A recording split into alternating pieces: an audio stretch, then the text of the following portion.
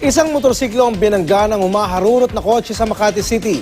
Sinisilip na raw ng mga pulis ang kuha ng mga CCTV sa lugar para maplakahan ang kotse na mabilis tumakas pagkatapos ng aksidente.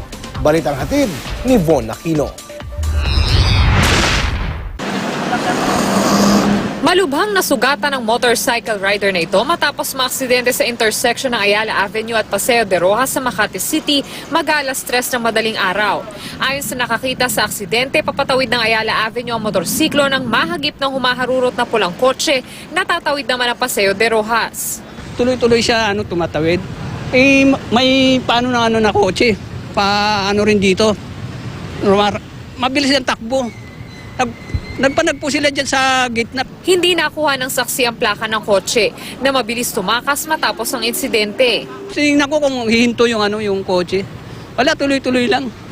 Inabot rin ng halos 20 minuto bago nakarating ang ambulansyang nagdala sa pasyente sa ospital. Ang mga pulis alamin daw kung kuha sa CCTV sa lugar ang plaka na nakaaksidenteng sasakyan. Von Aquino, GMA News.